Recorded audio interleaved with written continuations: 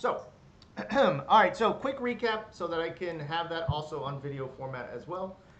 Let's go back a little bit just to recap what we talked about. So this is, remember, this is coming off of the informational note from this article. Do I have it right before? Yes. This article right here gives us an informational note, meaning try to. All right, that's what informational notes are. They are a suggested,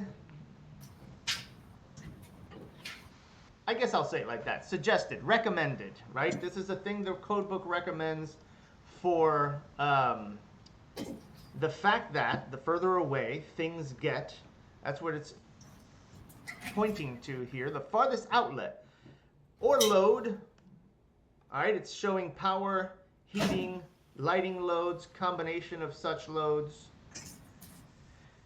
The total amount of voltage drop that they recommend from point of start, right? And that is for us the panel.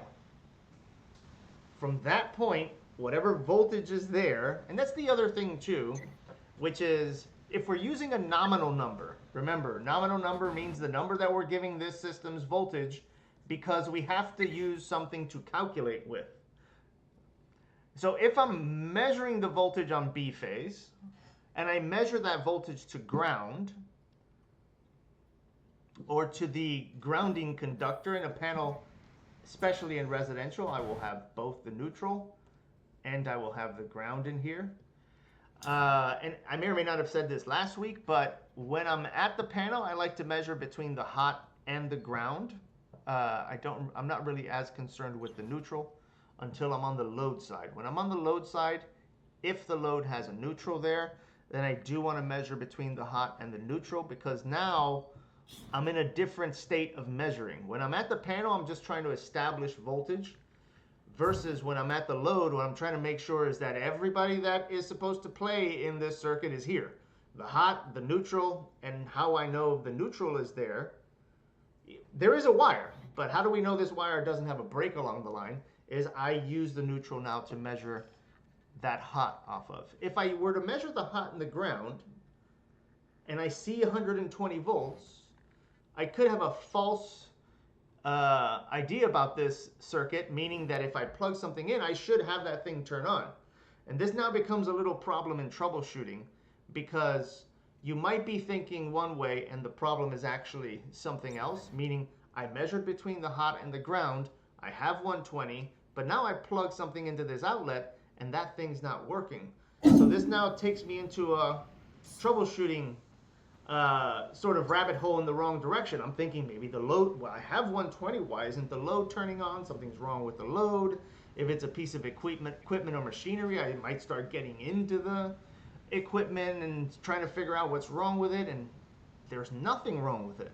What was wrong with it is an original thing. I didn't measure between the hot and the neutral to establish that the circuit is there, and now if I measure 120 between the hot and the neutral and I plug in this load and the load doesn't turn on, now I can go into the load itself or the piece of machinery or whatever with more confidence that this thing is broken, not that my voltage is not available at the circuit. Same thing here now happens with voltage drop. Voltage drop is another thing that can effectively put harm on this circuit. If we have too little voltage at the load, this is now when you plug this load in, and if the load was supposed to only draw, say, 12 amps when you turned it on, now because you have lower voltage, just the principle of Ohm's law, the amperage is going to go up on this device. By how much? By exactly, remember it's equally or inversely proportional, meaning that as much as one goes up, the other one goes down by the same proportion. So if you lost the voltage by 5%, your amperage went up by 5%. So this is actually another thing going on with this 5% and 3% suggested percentage of voltage drop, which is the amperage is going to reflect this number as well. So the maximum they want between the breaker and the furthest load is 3%. and the most that they want between the main breaker, or the voltage at the main breaker, and the last load is 5%. All right, I'm going to pause there for any follow-up questions, but I do think I may have the mic not coming in. Now it came in, so just in case you're asking a question and that mic is still playing games. We are in the process of trying to figure that out. It gets funky with audio systems, and we're all electricians. If it was voltage drop, we'd know how to fix it. All right, so actually, let me get back over here just to recap the whole thing. So this was the 3% and 5% for feeders. If we start with the voltage at the 3%, we can start with a voltage at the feeders as well, and then we can multiply it by those percentages in both of those cases, and then figure out what this target number should be. All right, we don't have to do that now. It's very simple math, but if you are like, wait a minute, I want to do it, go ahead. Go ahead and take a moment here to just do that and work that out for yourself. And this becomes our target voltage that we just want to make sure the circuit is complying with.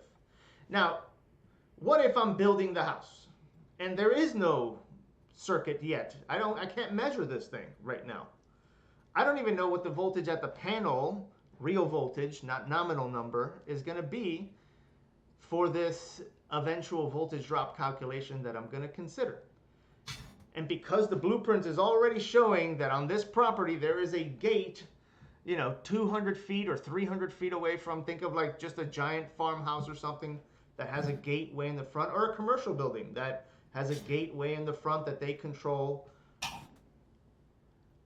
by either remote or code numbers or something like that. There is a motor there. That motor, in general, that motor is going to either be 240 or 120 voltage, doesn't matter, but we need to get power all the way over there from the panel that's all the way in the building. So because I know that's already on the blueprints, I could get into figuring out by that formula right there what the voltage drop is going to be when we get there. Now, the only thing about this formula is that you have to know is what wire you're starting with and what the amperage of this circuit that you're going to wire up is going to be. We're going to use nominal numbers for things like that. We're going to use code standards for the conductor. For example, if we're in a panel at a house and we're wiring up the load all the way out in the gate, we're going to use a 20 amp breaker all the way for that motor that's going to be way out there. We'll know the voltage of the motor because this is already something that's factored in, what motor we're going to get, so it's 120. I'll know the amperage that this motor is going to operate once I turn it on, 15 amps. This will all be information the motor tells me. By the way, when you get into motors class, you don't even need the motor. You just need to know the horsepower to get to this number right here, because there is a calculation that converts horsepower to wattage. Once we have wattage and voltage, we can simply do Ohm's law to get into amperage. All of this is technically done by engineers unless we're doing this job ourselves. So in this case, it is just going to be standard that we'll use a number 12 here. And once we know, let's give this 300 feet, right, the distance to that load, then we can do the calculation that I have circled there. All right, we have length, we have amperage, we have the wire size. The K comes from this table here that tells us copper has a resistance of 12.9 ohms, 1 foot of copper. We also have a resistance for aluminum as well, or a K for aluminum. And now the 2 is another factor that's just part of the formula. Now, for those of you who did the homework assignment, it required you to actually figure out another half of this formula, and I'll pause real quick for any follow-up questions there.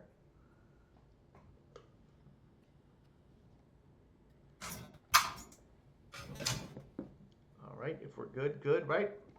So far, so good. And then I did post the voltage drop formula sheet, which, if we're going into a 3-phase circuit, which one of the questions on the assignment for voltage drop had it, I was going to cover it today, but I didn't think it was that complicated because the formula does not change except for one number in the beginning, 1.732, and this is based off of the square root of 3 for three-phase. All right, three-phase systems carry this value for them. All right, because, and it gets into some deeper explanations on transformers and how they're wired up and connected. But three-phase transformers are just three individual single-phase transformers connected in either series or parallel. That part doesn't matter. But it ends up being that we use the square root of 3 for calculations for it. So if you have a three-phase system, if this motor was outside and now it was 480 volts and it was three-phase, then we would simply put 1.732 instead of the 2, and we'd do the formula exactly the same. This formula establishes the voltage drop that we were talking about, and then the size of the wire we got from here, right? This was what we said yesterday was all the circular mills for up to the conductors that I can fit in here on this page. And so here we are today. All right, so again, if anybody had any follow-ups to that, you'll also be able to test your might as far as knowing any of that with that assignment. I think that assignment is due on the 23rd, but I may jump over to it when we're reviewing on Wednesday. So be ready to get insight into some of the answers if you haven't done it yet. So I may jump into it when we're reviewing on Wednesday just to look at some of the questions. All right, so I do want you to have the notes strictly formatted around what we were just talking about. Factors, so I'll go back one. Today we're going to just continue with it, factors that contribute to voltage drop, and then how to fix it. So let's start here. Let's start with factors that contribute to voltage drop. Now, if you want to write this and do exactly as I said here, or as I put here, give yourself a little bit of space. I am going to add a few notes to this. It's not going to be a massive amount. It might just have an extra thing about it. To be honest, bless you. The factor that contributes to voltage drop is the same for all three of these, and all four of these, actually, I should say. There is one factor that contributes to voltage drop, and I said in the beginning, does anybody know what that factor is? And we can just start to then fill in the blanks for each one of those. What's the factor, the main reason we have voltage drop? Distance. Distance, right? And why is distance a problem? Because it creates too much resistance. Very good. So the contributing factors to voltage drop are all centered around the resistance that happens based off of each of these. So for example, number one, wire size.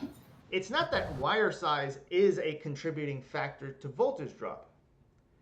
It's just that, as I showed with the example of the motor, right, that was 300 feet a second ago, I already know a wire that I need to use for that. Because why don't I just use the biggest possible wire for everything? Just, there's no resistance, never voltage drop, put it 10,000 feet away and you're not going to have issues. Well, first of all, that's a rhetorical question. There's no answer to that. Everybody, I mean, it's almost like we get, because I can't use a gigantic size wire to wire up an outlet. I can't use a gigantic size wire to terminate it on that motor's terminating points because that motor was expecting number 12s, or at the very least a wire close to that number. So that's why wire size is a contributing factor, because it comes with a resistance. Right? That's what I'm going to put here. Comes with a R value. K for the formula, but R is just resistance. And this goes for everything in the electrical world. Everything in the electrical world has an, this is why we can use Ohm's law for anything, has a resistance value. Now, number two is how you just answered it. And remember that little thing that helps me always, distance equals resistance. It rhymes, so it helps.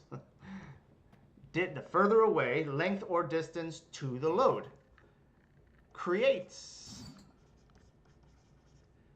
the resistance for the circuit. I guess I'll write it right under.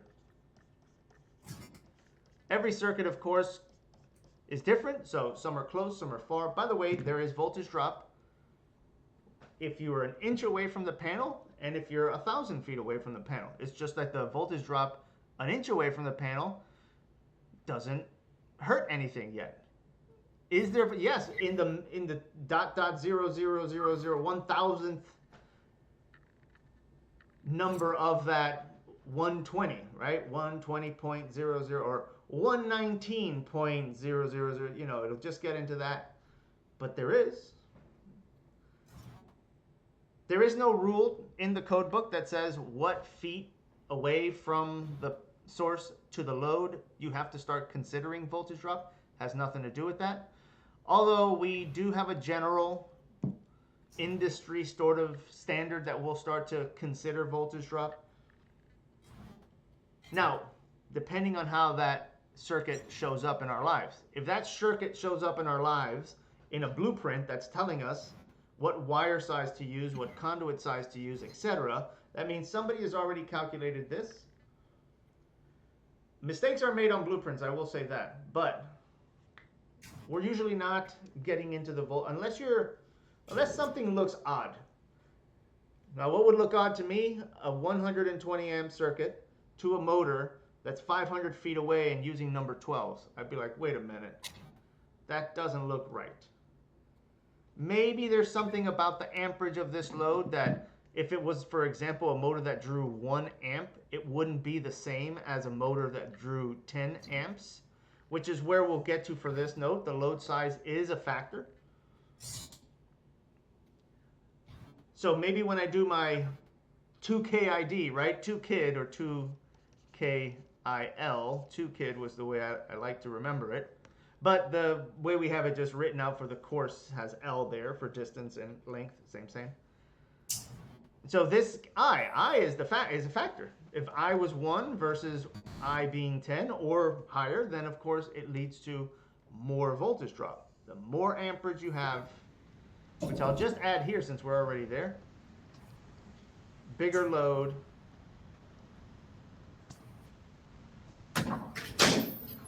more R. All right, bigger load, more resistance to the circuit. And then, of course, material of conductor, which is copper versus aluminum. Not much to add there, just that. And if you needed to just know this, we technically do have this information. I'll be right back to this if you're writing it, but this is what that means to us. That copper has less resistance than aluminum, so one of the solutions is to make copper the standard for job sites that have circuits that are far away from the panels, which you can argue a home is not one of those, right? My panel is, I can throw a rock at it. It's not far from me, 50 feet at the most, probably not even that. So could I use aluminum in my entire house and probably not deal with voltage? Yeah, probably. There's other factors why we like copper. Also, I can't go to Home Depot and buy Romex that has aluminum, so there's another factor. But these are all factors that contribute to voltage drop, and the resistance is the same one here as well. That's what we're saying here. We're saying copper has less resistance than aluminum.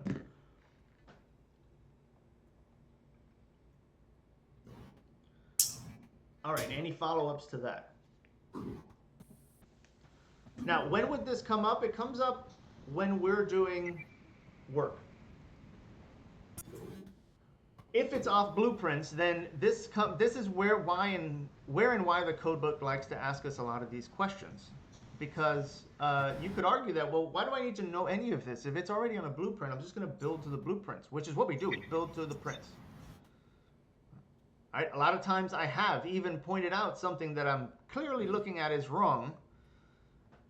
Right? Because usually how it happens is you're not looking at the blueprints. Somebody should be, but usually by the time it gets to the experienced person on site that does the work, journeymen, even the apprentices who know what they're doing in many cases if they're wiring up Romex and things like that. This is where we find problems sometimes. And I'm not talking just about voltage drop, but like anything that I'm finding as a problem. I could point it out and say, hey, there's a problem on this print. And you will hear this a lot on job sites, build to whatever the prints say, because we will figure that out after. If it is wrong, then somebody has to pay us to do it. What I'm getting paid for is what's on this blueprint. Now, if I find a problem, I can bring it up and it goes through the right channels, and eventually somebody kicks back information, usually 100% of the time.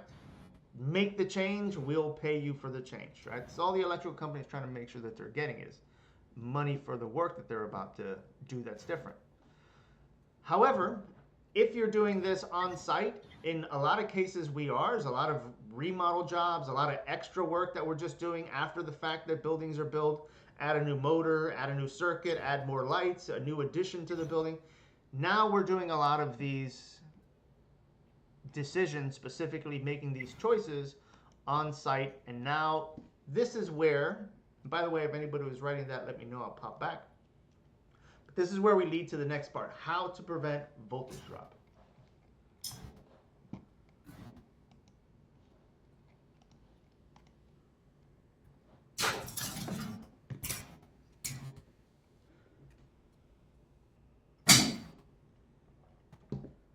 Now, as you're writing these, I'll just go over them real quickly and then I'll fall back to the one that's important. Increase conductor size, and again, it all just relates to resistance. Bigger wire, less resistance. Shorten the distance, if possible, less resistance. Solution number one. Right? Does that thing have to be 500 feet away? Is there any way to get it closer? No? All right. So usually number two, you're not going to move that gate closer for me, so I don't have to deal with voltage drop. Use copper instead of aluminum. I'm going to put an X here almost because that's what we're using anyway, so it's never that you realize, oh, they chose aluminum as the conductor. I've got the solution, make it copper. It always is copper. Now, number four is a maybe. Right? Sometimes number four is a maybe if, depending on the if part, the problem is not so much, because usually what is the problem? Usually the problem in this formula is distance and the wire size. These are usually the two problems. However, the reason I'm saying maybe is sometimes if this changed just a little bit, then I could make this circuit work with the wire size that's smaller. Why do we want the wire size being smaller? Because everything down the line becomes cheaper, and that's usually where we start. We start at minimum size. This is what the code book always gives us, minimum size stuff for everything. So we always start at minimum size. I want to use half-inch EMT with number 12s from a 20 amp breaker to that motor. I want to do that. So if I were, for example, I'll just give you an easy example. Say I have two motors, both at 10 amps. So now I have an I of 20 amps. Is there a way that I can reduce by redistributing the load in some way? Can I change things around a little bit simply, again, just to reduce I from this? And that's where load comes in. Can I change the load a little bit? Can I put that circuit somewhere else? Does it have to be with that one, etc.? So I'll put a little maybe by that one, but the other two, forget it. You're not bringing this thing closer for whatever reason, and there is never a copper to aluminum versus situation on an actual job site. So what does that take us to? It takes us to number one. That's this is our only solution, I would argue. Redistribute the load, again, doesn't happen if ever or often enough. So the only way to fix voltage drop on an electrical job site for standard electrical work is to increase the conductor size that's feeding that circuit. It's the only solution we have.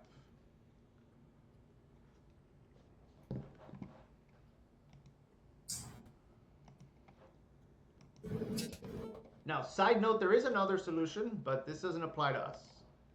It applies to the utility company, right? How they get power. Think about the nuclear power, or whatever power plant.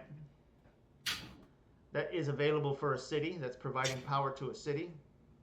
These power plants are not close to cities, they're far away. Here in Chattanooga, we have a nuclear power plant here. We have 2 dams that run water. We got the Tennessee River here in Chattanooga. So we have all the factors for nuclear power, which are good, which is a lot of water because you got to cool those reactors, and nothing else available.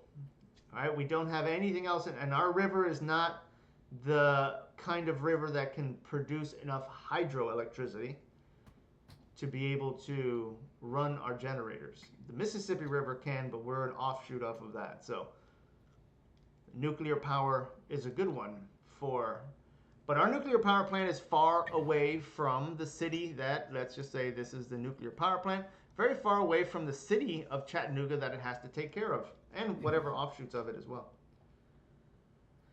What are they dealing with? Voltage drop. It happens to voltage. Doesn't matter what the voltage is, just they deal with it too. Now, they could also increase the conductor size, but these wires are going on power lines, meaning I can't get too large of a wire because of weight, right? If I'm using like big KC mills, it's going to be very heavy. Also, they can't really choose copper over aluminum. They have to go with aluminum, again, because of weight. Aluminum is much lighter. So that's what you'll find on utility company wires is that A, they're aluminum, and B, they're not gigantic wires. They're not the size of a trash can. They're not massive wires. So instead what they do is they increase the starting voltage. This is why there isn't 240 at the transformer coming into your house. There's 12,000 volts. Then the transformer steps it down to 240. If it was 240 when it started way back at the substation to get to your house, by the time it got to your house, there would be -1 volts there. It's just too far away for 240 to keep going. So instead, they increase the voltage size. But we can't do that because the panel has 120. So I can't do anything practical. All right. There is, when you get over to Code D and learn about transformers, there is a transformer that goes the other way that I can feed a low voltage to, and it can step up the voltage. So arguing that point, you can say, well, I could put a transformer here. It's called a step-up transformer that's going to bump this voltage up a little bit, and then it can start dealing with voltage drop again. And so I can even put these transformers along the way forever. By the way, that was what Edison was doing with DC voltage. They're not technically transformers because transformers don't work with DC, but that's why DC voltage was not that good, because dropped in voltage, you need a boosting system. Drop in voltage again, boosting system. So AC voltage was one that we just simply were able to increase the voltage to really high numbers and then get through this voltage drop. So we land again, just by default, we can't change the voltage at the panel, we land at wires. All right, so let's go to that second formula now. I'm going to bring that formula over here, and now what we're looking for is circular mills. It's still 2KIL or 2KID, either one. I'm just going to go with D. It's easier for me to say it, 1. Just pointing it out over here, the second one. By the way, there's 2 ways to do this. There's 2 methods. All right. In fact, if you watch the videos on voltage drop, which were scheduled to be in week 2. In fact, maybe I'll just give you access to that video. So I'll post the Mr. Khan videos that have him in Code B teaching some of this voltage drop. He uses this other method, resistance per 1,000 foot. And this, you'll notice, is not K anymore. It is R. The method we're going with is K. This R can be found by using the code book, using page 725. All right, specifically, going back over here, using the uncoded ohms. And this is why that 1,000 divided by factor comes in, because you are dividing by K, or 1,000 feet, or ohms per feet. So this there's another way to do this formula. I don't teach this formula because I think it's just a little bit too clunky to go this route. You have to go to this section, find the wire that you're using and then go through here, and it's just a second number to have to go find. You already have to find the circular mills of the wire, right? For this, oops, let me go back one. For this formula, you're already having to find the circular mills. So in this one, you would simply just be over there finding the resistance. So it's a different way to get to the same number. In fact, it's not, I would even say it's not the exact same numbers, like off by 0.01 or 0.02, but it's the same, we can argue at the end of it. All right, so let's get back over here.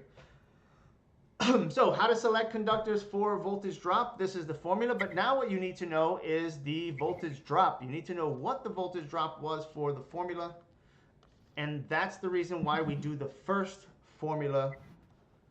So let's actually go back one and start there. But I'll just not give you the formula now, and I'll just give you a question sort of like the one based off of the assignment. So I'm going to short it up. I'm just going to put, oops, meant to put single phase. So we have a single phase circuit. All right, so the first thing I have to tell you, just so you know whether it's 2 or 1.732.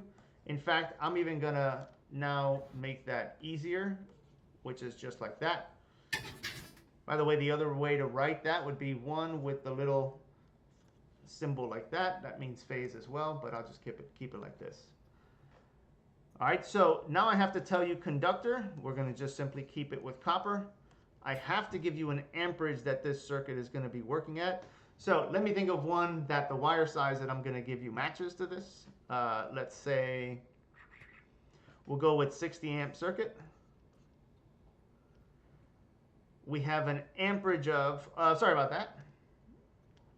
That was the amperage, sorry. We have an amperage of 60 amps. And now the distance. So this is where I'm going to go with a much longer distance than I would put for this wire, so that we can have a voltage drop that is too much. And then we can go to the next part, which is let's find a wire that does work. So this is where we're at, and now the wire that we're going to be using here, let's go with a number 6, which would be what we would use for 60 amps. All right, so somebody give me the voltage drop for that.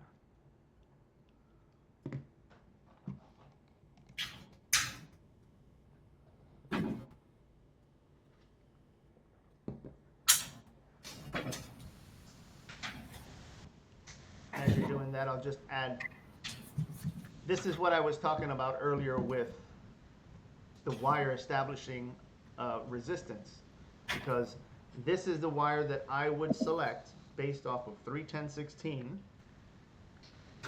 to service a 60 amp circuit.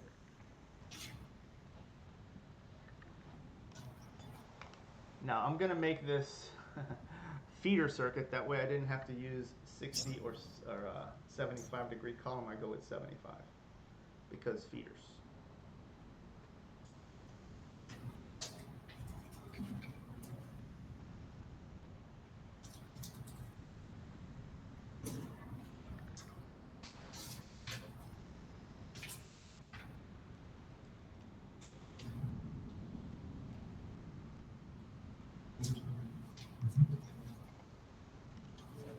All right, and whenever anyone has the number, feel free to just 29.5. 29.5. All right. 29.5. All right. Now, this would be a single phase circuit, right? So let's say now that we have, and you can calculate this either way. You can do 240 or you can do the 120 of each single phase, right? We're just going to go with 240 volts here. Actually, no, let's go with the 120. Makes it a little bit easier to deal with this. Have a good, and now we're going to, right, we're going to take this voltage drop, and now we can simply take it away from, so that we know the resulting voltage that we have all the way over there. So this 120 is now going to end up at 90.5 amps once we get 500 feet away.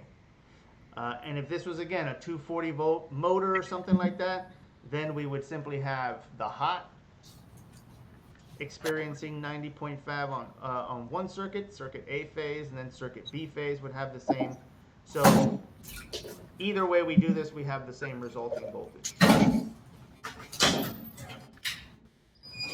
So now our goal, right, is to go, okay, so I can't, because I can just, why don't I just start with 200? Then we're fine. I lose 29 volts off of, or 30 volts, let's say, off of 200. I'm fine.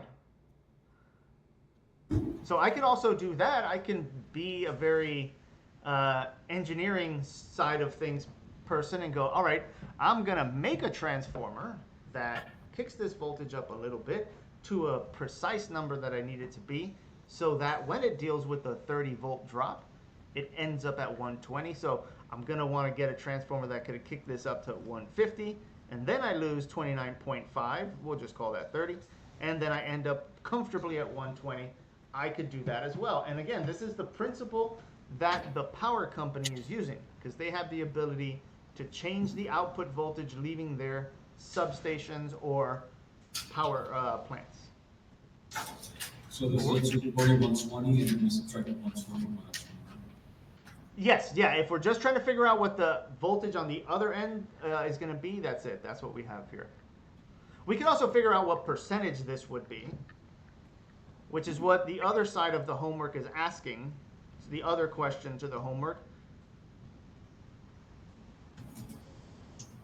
And we would take 29.5, divide, hit 120, and then we would get the number that I have here, which 0.245, we can just call that 0.25, which would make this 25%.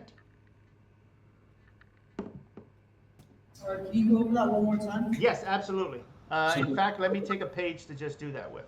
This is for the 3% voltage drop? This is to figure out what percent we've actually lost here. But yes, you would try to figure that into your 3% loss, yeah. Now, you can so we can do this two ways. That's why I wanted to give it a page here. You can start with wanting to know what is the least amount of voltage I can have here at 3%. If at 3%, let's start there. Let's go at 3%, and we did this last week, 3.6 volts would be the most we'd want to lose here. All right, so you can just make that 4 and say 116 volts is the least recommended by the code book. We'd want to keep it around 116. The code book recommends this. So this is the recommendation. However, because we have a number that we're losing now, let me rewrite that, of 29.5, to figure out what percentage that is, we would divide that by 120. So go ahead and divide 29.5. If you wanted to make that 30, fine too. Just if you make it 30, I think you end up at 25, because you can also do that, right? How many times does 30 go into 120? 4. We can get into the percentages there that way. But that's only because 30 and 120 are divisible by each other. Let's not even.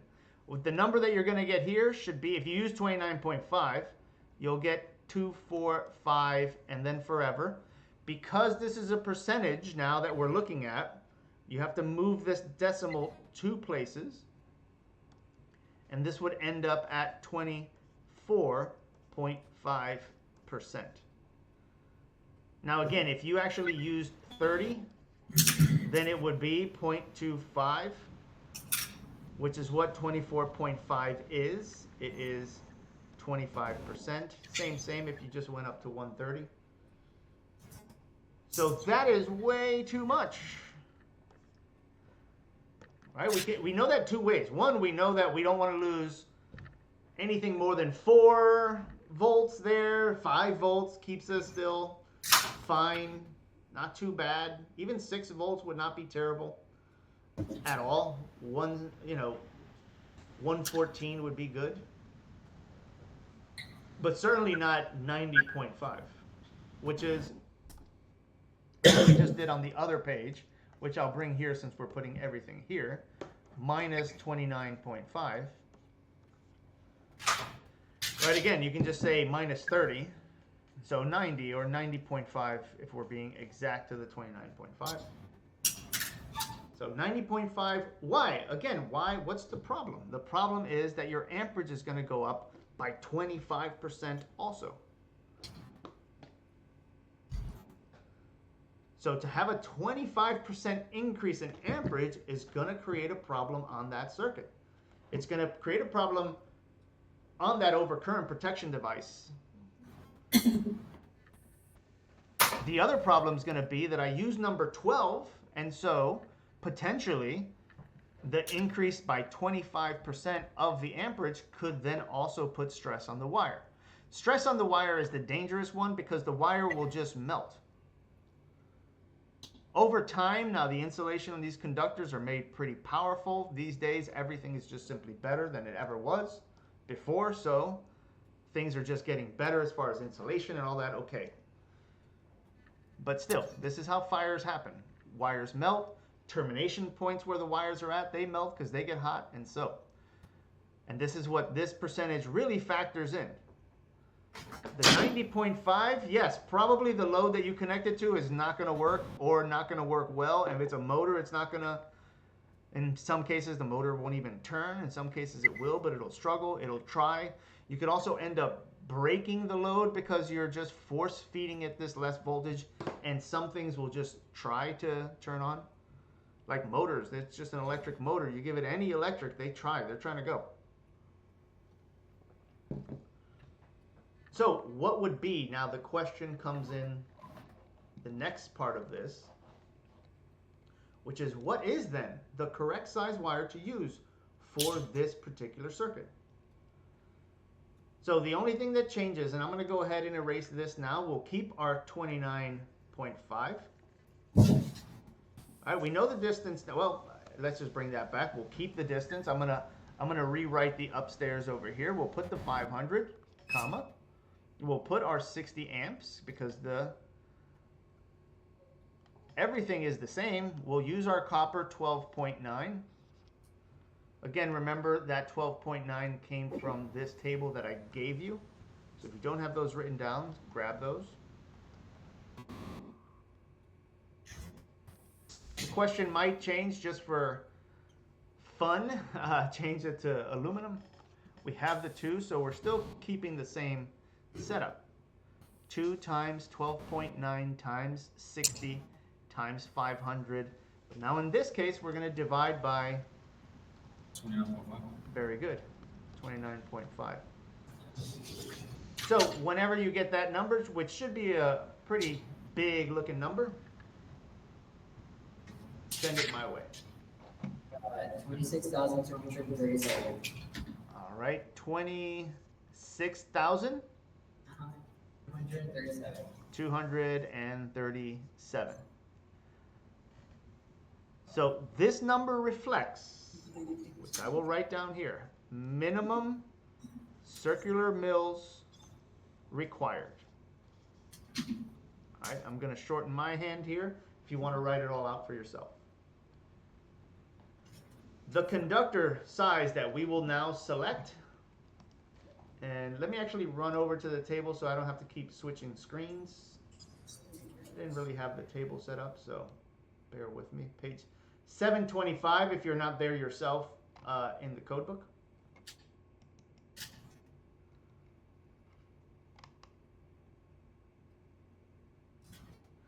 I'm almost there, 651.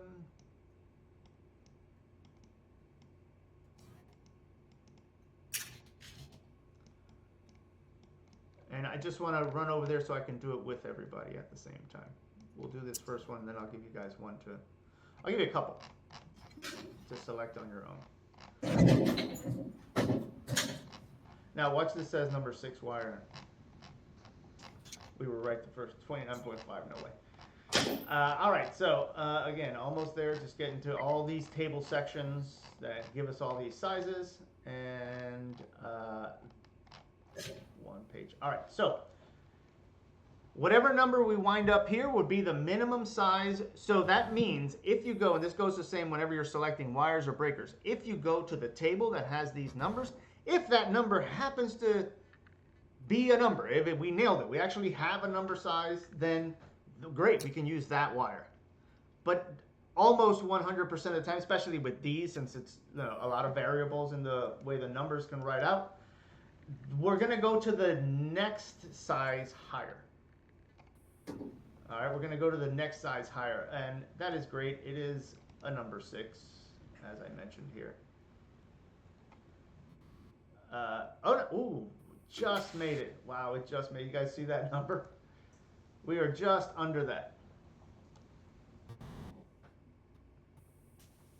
All right, so to look at that table, it says 2637. Sorry, 26237. If we come over to the table, the minimum size wire that we can use is 2624, so it would be a number 6.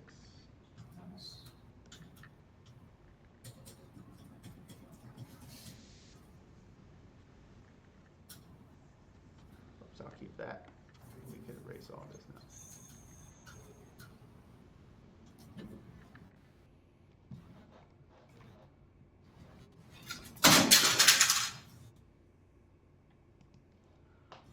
All right, so like this is how the questions are going to come at you. All right, so I'm going to erase this. Again, it's on video. I'm just going to put another question here. I have a question. Yes. So when we did that, we essentially just found what we already started with though, right? Because we already knew we were working with the number 6 conductor. That's how we Yes, I would do that. We're just going in the other direction to this particular, through this question. So if we wanted to use this formula like in a real life situation, we would do like the 120 times the 3% to get 3.6 and then use that instead of the 29.5, right? No, so you're asking if, no, because the formula with the 3% formula here, this is just to establish what's the lowest voltage percentage that I can have in this circuit. Right, yeah. I'm just saying, we take that answer, it would be 3.6, and then if you plug that into the other formula that has, and use that as the voltage drop, then we could get a conductor that would be able to work in that situation, right? Try to understand that question. Because right now we have a 29.5 voltage drop, we're trying to find the wire for that. But if we plug in 3.6, let's say, because it's a 120 amp circuit, right? You plug in 3.6, then if you calculate it, it'll give you the C-mills for whatever size conductor gives you that voltage drop, which would be in code. Here, let's see. Let me run that number to see what I'm staring at when I do that. 60 times 500 equals divided by 3.6 equals. All right, so if I put 3.6 volts down here, or 3.6 as my minimum voltage drop, then if I come over here, we're going to be at, the number I'm getting is 215,000. So this would mean that we would have to use a 250 kc mil, which would not work out correctly for us. Right, because this circuit that's going to serve as 60 amps could not have a 250 kc mil conductor on it. So that wouldn't be the correct way to approach this. It's going to give you a much larger conductor size. Okay. So the way we would approach this is by knowing what the voltage drop is to the circuit, and then we could work our way to a correct size wire. Now, how do we figure out the voltage drop to a circuit? We do the first part of this formula. But let me pull up a sample question here that I have from my bank, which will give us a way to calculate the voltage drop. Or rather, I should say, what size wire we need. Unless I don't have a good bank of questions. Doesn't look like I have a good bank. All right, let's just create a question. So let's say the question now in this case has, let's go with, again, single phase. Let's go with, let's see, all the amperages and everything should match. Let's go with copper, keep it with copper. Let's go with a amperage of 100 amps. Let's go with a distance of 200 feet. Right? And let's say we have a voltage drop. And 1 second, there's where I wanted to get like a number that we could use to come up with the proper question here.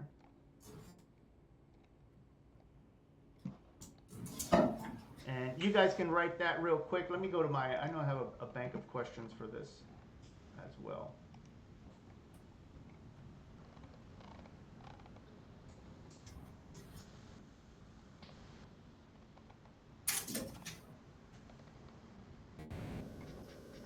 There we go.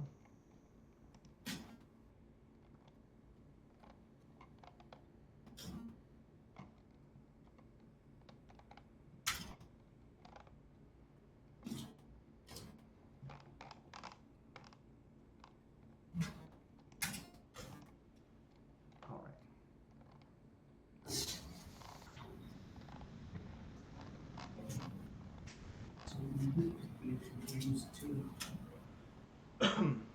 right. Okay.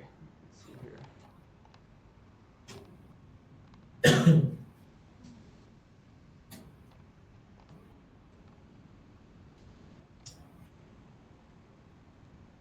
All right, let me come up with a number here. Actually, since I have this one and I know what the voltage drop is, I'm going to put it here. Sorry about that.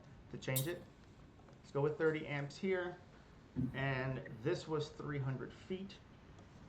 All right, there we go. Sorry about that, but I do know the voltage drop to this one. The voltage drop to this one is going to be 14. All right, so let's come up with a conductor size.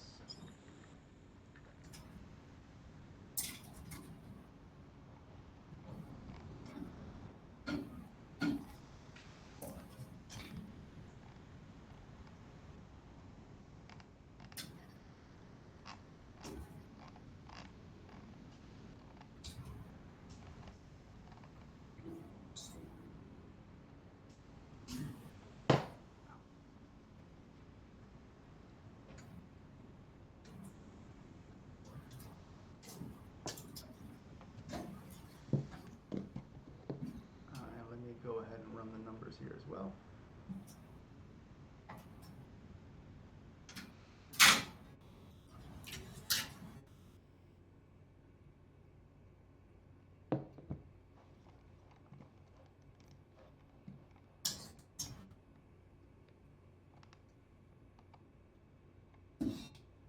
There we go.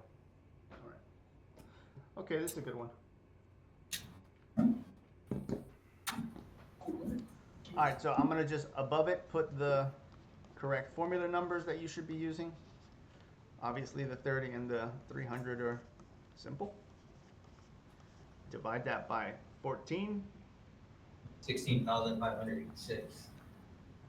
16,506. 86. Oh, 580. Right, correct. That's what I have here. 85.7, so 86. Yeah. All right, good. Yeah, I was going to say, wait a minute. 6 gauge wire. Very good. So number 6, stranded or solid. They do make. Oh no, that's it. Just stranded. No choice there. Sorry about that. I thought 6 still had solid. Nope. That 7 here says right because the other ones have 1 7. I think we went over this last time. So very good. Let's just walk that back.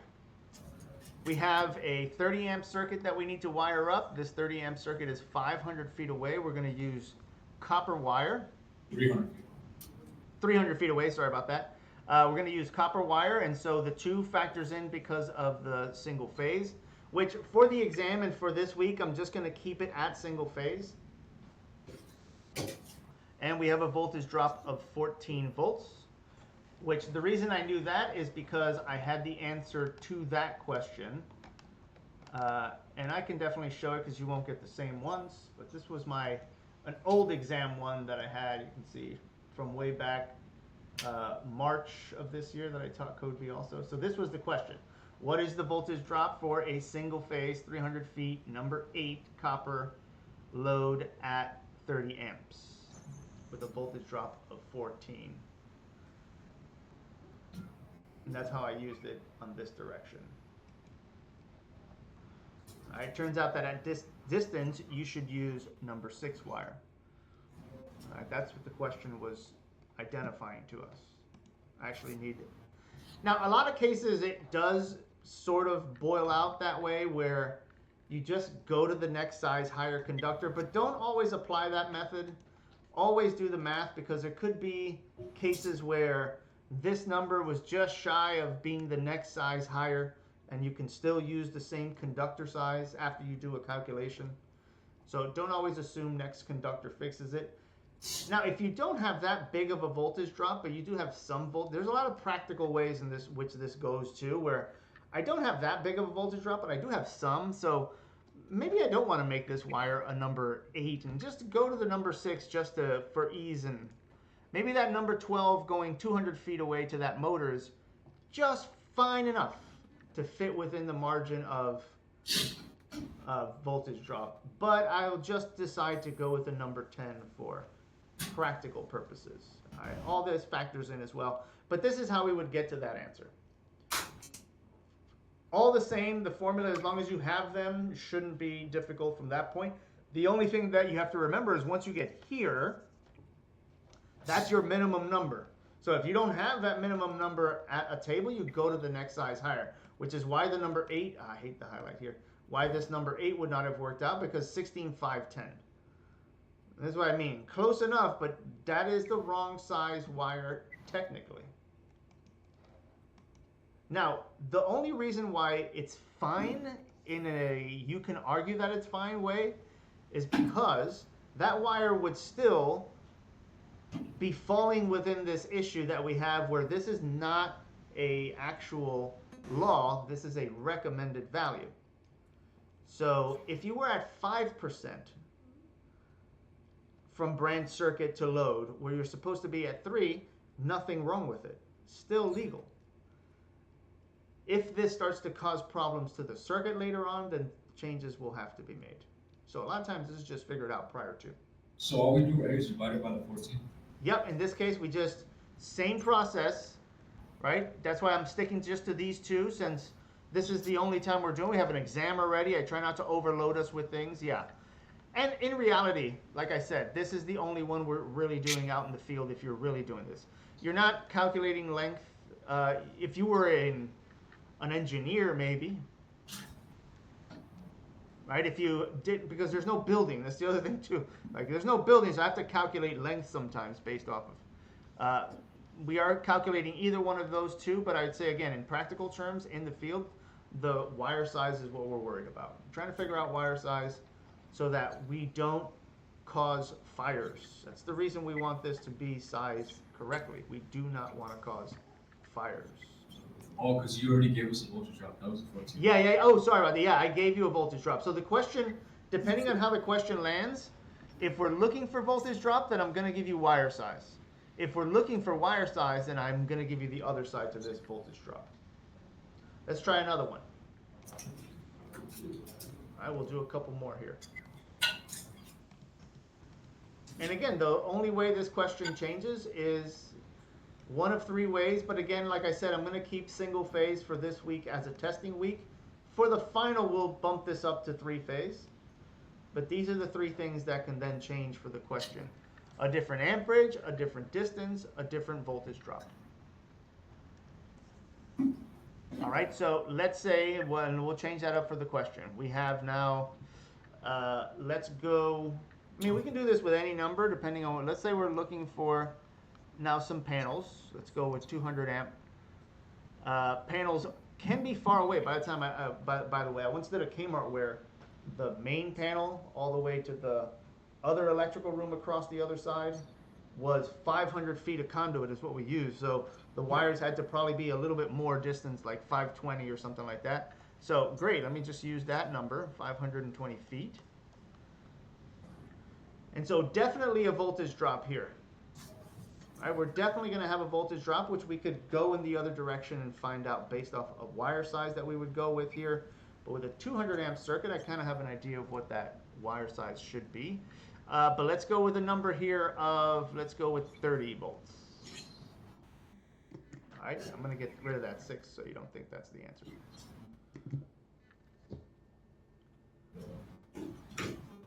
And this question would read, what size conductor is required for a single-phase circuit using copper conductors with an ampacity of 200 amps and a distance of 520 feet? And again, this is on the video, so you'll have that. You recommend we watch the videos? What's that? You recommend we watch the videos that are on the website? I recommend you watch the lectures. The ones for that, the Mr. Khan ones and the, you know, the ones that from that bank, those are good if you just want to see the formulas worked out again. But if you're looking for a note or something like that, or a thing I said that you're like, I didn't write that as a note, I want to write it down later, so I'll know that it's in this video lecture.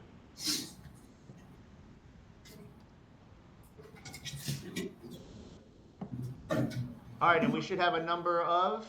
1 odd. Oh, we're at the wire. Excellent. All right, so we have a 1/0.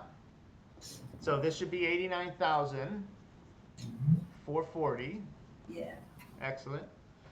And yeah, so we come over here to the table, and we work our way down. And so 83690, too small. We're looking for a minimum of 89,000. So jumps us into the 1/0 at 105,600. Remember, the KC Mills is just the number by 1,000.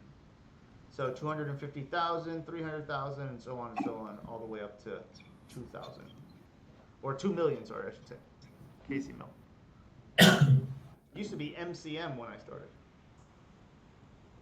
It was millicentimeter or something like that. Now it's 1,000, whatever, millimeters. So a 1/0 is what we would select for. Now this is a fun number, just because it is, when we get over to Article 3, it's like everything in the code book, you gotta know too much of it. This is why we have an engineering department that comes up with these blueprints. Because there's another section in this code book, 31016, that gives us rules. It gives us rules about the size wire that I have to use for a 200 amp service, and the minimum size wire is 2/0.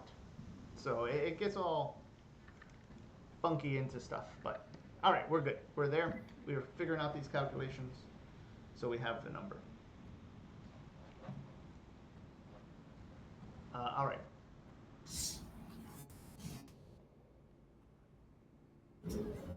Now, as I mentioned, we do have time. We're really good on time, 11:20. So here's what I'm going to leave open.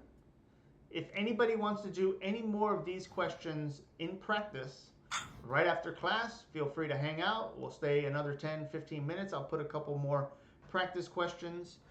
Keep in mind that the first formula is the class assignment. So if you're trying to do some practice questions, knock out that class assignment because it is practice questions. But if anybody wants to go over anything specific or some extra questions, then we'll hang out after class and I'll do it. Because now, since we have another 20 minutes, we can jump over to Article 215, which honestly, that's how much time I need for it. It is a very short article. It starts way over on page 90. Not only is it a very short article, it's an article which the main points of it we've already covered. And you're going to see some overlapping numbers here for other things.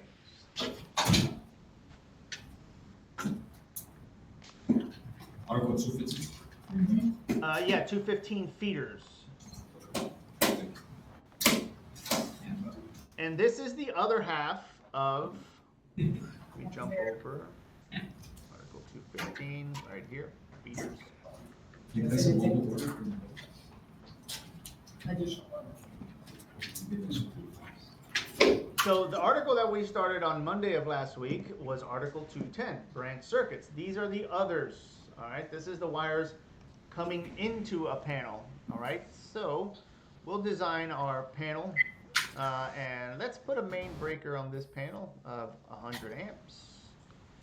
And so we have some wires that are going to serve as the feeder conductors for this 100 amp panel. Minimum size panel required for a dwelling unit, 100 amps. Which 31016 will give us a little bit of a different window on. So let's start here because these are the conductors that they're talking about.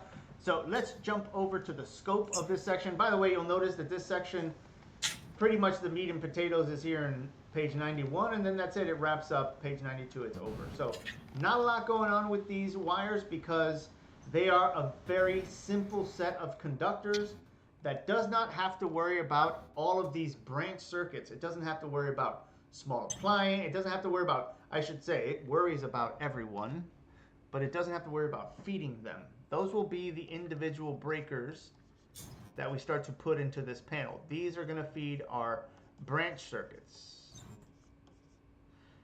Very big article on branch circuits because there are so many different types of them.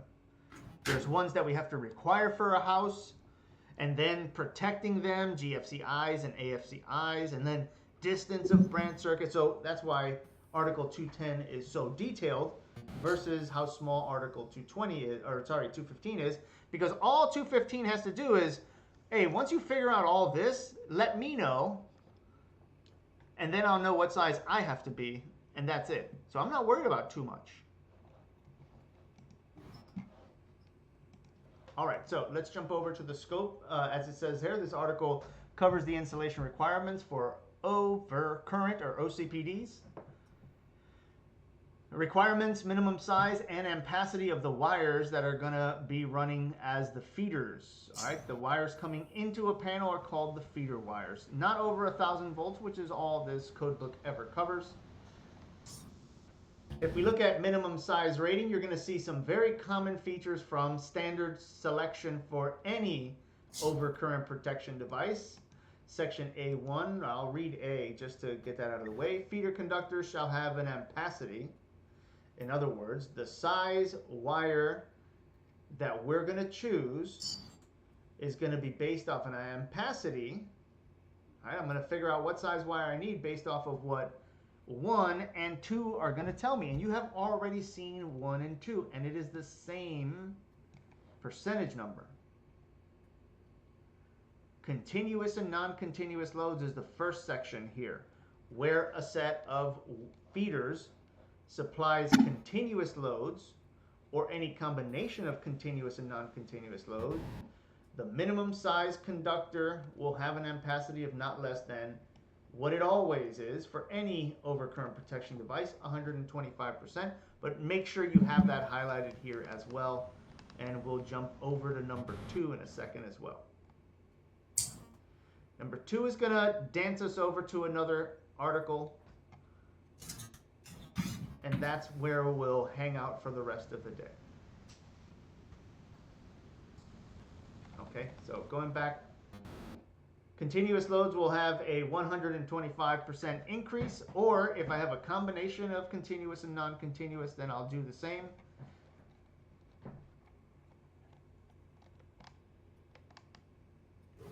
And then number 2 says ampacity adjustment of correction factors, or correction factors. The minimum size conductor shall have an ampacity of not less than the maximum load to be served after applications of any adjustments or correction factors in accordance with 31014. Before we jump over to 31014, just have that highlighted, 31014. We're going to jump into this article section, and here's where we'll spend the rest of the day. But I am going to point out a few more things before we leave and say goodbye to this article. which is B here. All right, B is for what we like to call the neutral. All right, coming back over to this page. I only have the two hots here. When we are going to figure out the size of the neutral, you are going to cover this in the next module, but I do want to point out the table that it comes from and the article that it comes from. You do not have to highlight it if you don't want to now. I would highlight it because if I'm in this section looking at another question and it happens to jump to neutrals, not in this module because we're not covering 250, but that's where it comes from. Article 250, which is the grounding and bonding article, also covers the size that the neutral has to be, and it will depend on a table that is in this article 250.122. There's a table that tells us, based off of the size of this overcurrent protection device, why it's showing up here, I will give you a minimum size for this neutral. Now, this isn't the same for branch circuits. In branch circuits, the neutral and the hot will be the same size. If the neutral is required, it'll be the same size as the hots. But when it comes to the feeder conductors, this table allows us to go to smaller size neutrals. Not so much for residential. It's almost standard, and 100% of the time you will find that the neutral in a residential panel will be the same size as the hot conductors.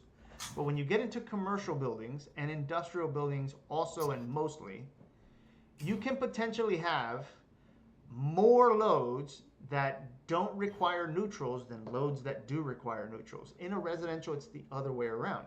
Most loads in a residential require neutrals except for a few of them. If you go into a building, let's say it's a machine shop building, or just, a bunch of machines in the building with just 2 offices with a couple of lights and a couple of outlets, none of those machines require a neutral. So the majority of our loads in that building don't require neutrals, and that's why the code for certain circumstances allows us to undersize the neutral to a minimum size that they will give us based off of the amperage that the main overcurrent protection device is. And this gets real big when you're like in the 2,000 amp systems and big numbers like that. 500, 1,000, 1,500 amp circuits for a building that generally only has or mostly has motors or something like that, where none of those things have neutrals, and so the neutrals can be much smaller for that factor if they're not in use. All right, that's the other section that I wanted to point out of this feeders. There's only one other section, like I said, then we'll jump over to that table, and this is where we'll start tomorrow, just looking at the time now, which is to identify, but this follows the same rules of identifying that we have had since the beginning of this 210. All right, we went over the conductor colors that they had to be, and they had to be green with a yellow stripe, or bare copper for the ground. All right, they had to be white or gray for the neutral, and then the hot could be any color other than those that I just gave right now. As I said, then there's an industry standard that we go with for all conductors. Most of the time governed by building codes that won't allow you to use different odd colors that we don't use standard for specific ones. And then, of course, falls into the conditions where you could have 2 different voltages in the building. And so for sure you have to identify those differently. And that's what everything here in 215.12 is telling us. It even has all of the same numbers that we found in Article 210. And then we simply have to identify them. All right, again, black, red, blue for 120.208, and there are some standards, but any color other than white, gray, or green for the hot, white and gray for the neutral, and then green for the grounding conductor, with the bare copper exception. And I would say for feeders, you're not going to find the green, but it can potentially have that. It does get into DC circuits because, again, these days solar panels have become a factor in a lot of You will get to this when you get to code D, because you will cover solar panels there. The only difference is it allows for what would be the quote-unquote neutral or negative conductor, because it's DC, so it's not a neutral, it's a negative. They allow that one wire to be white, gray, or red. The only odd color here is red. The negative conductor gets to be red in DC. But let's jump over now to Article 310.14. All right, and this was where, like I said, we'll wind things down for the day. We'll close out here. We got 10 more minutes to wrap this up. 14.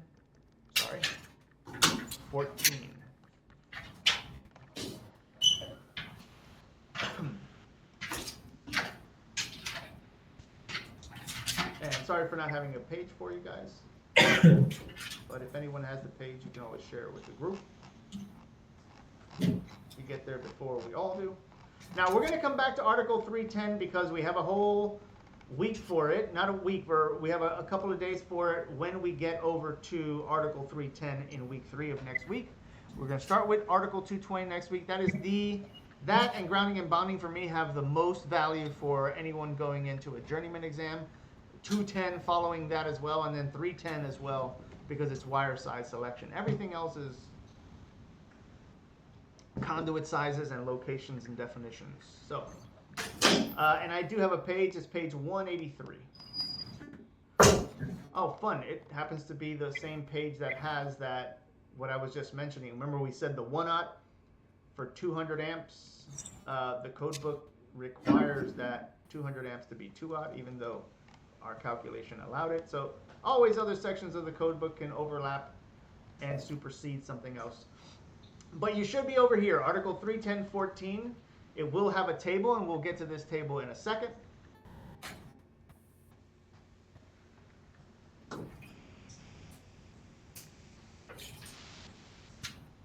This table, when we get over to it, sorry about that, it's going to be this table over here, 310.15b. So kind of have this next page, 185, sectioned out. Let's see how far we can get to it. If we can do some of this math even, might be able to. So I'm just going to sum up Article 310.14, and I'll point out a few things. What it's saying is this: temperature is a factor. That's what 310.14 is about. It's about temperature. If you jump over to part 3 of this article for the general, it's going to get into temperature limitations of conductors. So I'm going to come back over to the article. Ampacities for conductors rated voltage that we deal with. Selection of these conductors of ampacity where more than one ampacity applies to a given circuit. The lowest value shall be used. Okay, we're not too worried about that. Here's the part of this article that starts to apply to us, and here's where that informational note references the table that I mentioned.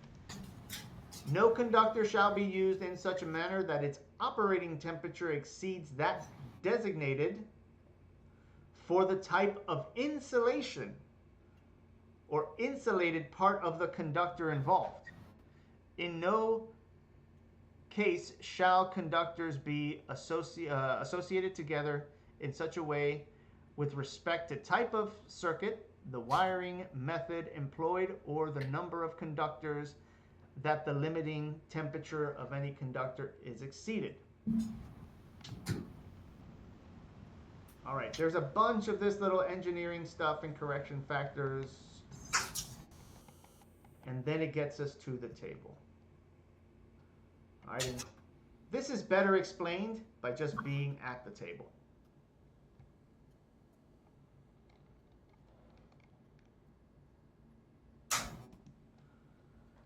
Okay, so here's the thing that's going on here, which is 310.16, the main table that we select wires from, right, which you don't have to go to unless you just simply have it easy to turn over to, but I will go over to it just to point something out to you.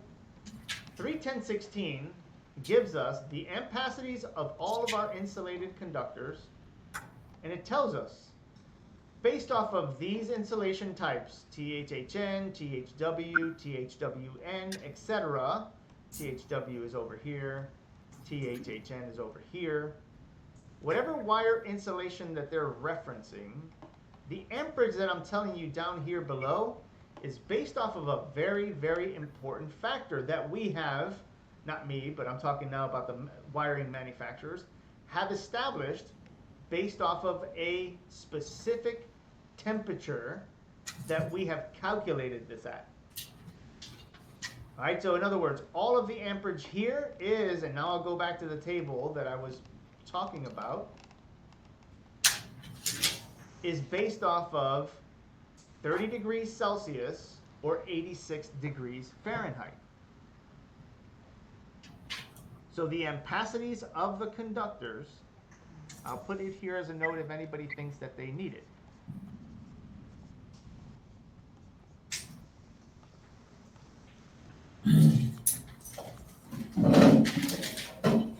I'll put here in parentheses reference 31016 because this is where we get the ampacities of our conductors from, based on 30 degrees Celsius / 86 Fahrenheit. Meaning that if you put these wires in any other temperature that isn't this perfect temperature, right? This is why it comes up with feeders, because feeders are where? Outside. Then I have to make a correction to the amperage that 31016 told me the wire was. Now, let's just look at the table and establish a few things. All right, unless that fact needed anything else. What do I mean? Let me just give you a for example. If I take a number 12, THHN, whoops, forgot an H, and I say this wire can hold 25 amps, I mean at this temperature. If this wire gets hotter, by factors of what they call ambient temperature. Ambient is, for those of you who know Spanish, come from ambiente, the area around us. The ambient temperature is the temperature around us. Comes from the Latin of that word. The temperature around us, not really, more so of the wires. And wires can find themselves in all kinds of ambient temperature based off of where they're located. Outside, if they're under the sun on a rooftop, if they're in a boiler room, if they're in or around machines that are at extremely high temperatures. This is all factors that would cause the amperage of this conductor to drop, always drop. So is that on 1.310.16 or 1.5? So 31016, good question. 31016 establishes this number. Okay.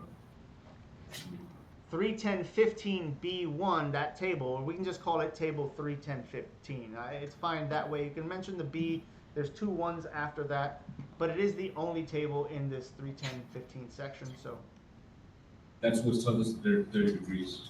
yeah, this is the one that's telling us all of that is factored in at 30 degrees. And if anything gets hotter, which is what's about to happen on both of these sides over here, that's my ambient temperature in Fahrenheit getting hotter. And here's my ambient temperature in Celsius getting hotter. There is some things that happen when it's colder. We'll talk about colder, but colder is usually good, not bad. And they sometimes factor in, but most of the corrections are made when it gets hot. I'll explain. All right, so good so far. So we've established, and we got 1 more minute, so I'll just wrap this up with this. Because this temperature is the temperature, as it gets hotter than 86 degrees Fahrenheit, is going to cause my wire to lose amperage, I got to now approach that in 2 ways, just like we did for voltage drop. 1, find the voltage drop. 2, find the wire. We're going to approach this in 2 ways. 1, I want to know how much amperage I'm going to lose from this wire. That's number 1. 2, I'm going to figure out then what size wire would I need. If the wire's amperage drops too far past 25 amps, but I still need 25 amp wire. So now I have to find the correct size wire And like I said, sometimes this is just the next size higher wire. Again, it's the same with voltage drop. Sometimes it gets into bigger numbers. So this is where we'll end because it is 11:40 and that's the wrap up for the class. But just to add one last point is this middle section gives us our percentage multipliers that we're going to use to, like I said, determine how much amperage I'm going to lose off this 12, and then which wire then do I pick to make the correct wire selection. That's where we'll wrap up today. I'm going